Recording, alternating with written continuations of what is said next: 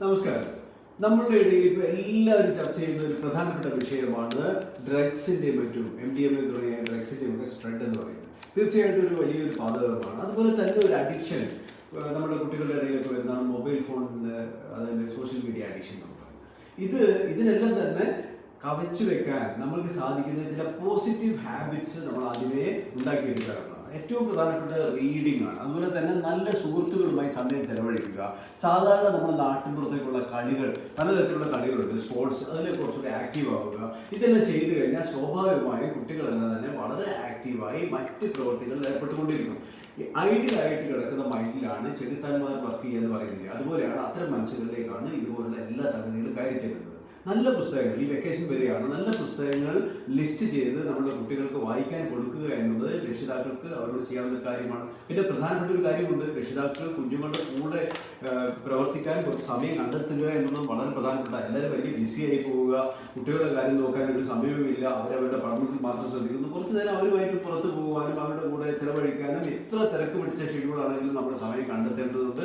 അങ്ങനെയാകുമ്പോൾ അവരെ നമുക്ക് കൂടെ നിർത്താനും അവരുടെ എല്ലാ കാര്യങ്ങളിലും ഇടപെടുവാനും സാധിക്കും. അവർ നമ്മുടെ വിശ്വാസത്തിലെടുക്കും. അപ്പോൾ സ്നേഹത്തിന്റെ നൂൽപാലത്തിലൂടെ അല്ലാതെ ഇത്തരം കാര്യങ്ങൾ നമുക്ക് കൺട്രോൾ ചെയ്യാൻ പറ്റില്ല എന്നുള്ളത് വളരെയധികം ശ്രദ്ധിച്ച് മനസ്സിലാക്കേണ്ട ഒരു കാര്യമാണ്. നല്ല പുസ്തകങ്ങൾ സെലക്ട് ചെയ്യാൻ തീർച്ചയായിട്ടും നിങ്ങളെ സഹായിക്കാൻ എനിക്ക് സാധിക്കും. നിങ്ങൾക്ക് രക്ഷിതാക്കൾക്ക് ആരെങ്കിലും കുട്ടികൾക്ക് വായിക്കാൻ പറ്റിയ കുറച്ച് പുസ്തകങ്ങൾ ആവശ്യമുണ്ടെങ്കിൽ കമൻറ്റ് ചെയ്താൽ തീർച്ചയായും നിങ്ങൾക്ക് ഞങ്ങളുടെ ആ ഒരു പുസ്തകത്തിൻ്റെ ലിസ്റ്റ് നിങ്ങൾക്ക് നൽകുന്നതായിരിക്കും. സോ ഈ അവസരം ഉപയോഗിക്കണം. ഓരോ അവസരവും when you have time to spend with your family, do that. That will help you to have more close relations, which will help your kids to be focused on their positive habits like reading, mingling with friends, say having some collaboration or something like that which are positively inclined.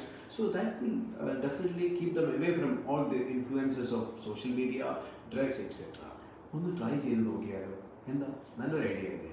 ഒരിക്കലും മറക്കരുത്. അതുപോലെ തന്നെ നിങ്ങൾ തീർച്ചയായും നിങ്ങളുടെ കുഞ്ഞുങ്ങളുടെ school സന്ദർശിക്കണം. രക്ഷിതാക്കളും അധ്യാപകരും തമ്മിലുള്ള നല്ല ഊഷ്മളമായ ബന്ധം വളരെ പ്രധാനമാണ്.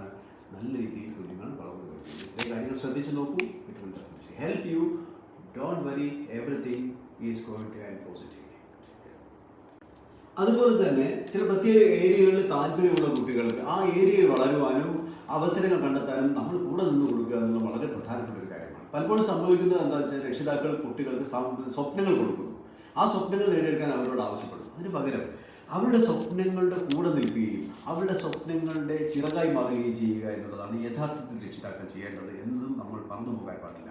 വളരെയധികം പ്രഷറിൽ കുഞ്ഞുങ്ങളെ ഇടുകയും അവരുടെ ആ പ്രഷറിൽ നിന്ന് രക്ഷ നേടാൻ വേണ്ടി സോഷ്യൽ മീഡിയയിലേക്കും മറ്റും അവർ അഭയം തേടുകയും ചെയ്യുന്ന കാഴ്ചകൾ പലപ്പോഴും ഇവിടെ ഉണ്ട് എന്നുള്ള കാര്യം മറക്കാതിരിക്കുക. എല്ലാവരും ഒന്നിച്ച് പ്രവർത്തിച്ചാൽ ഇത്തരം കാര്യങ്ങൾ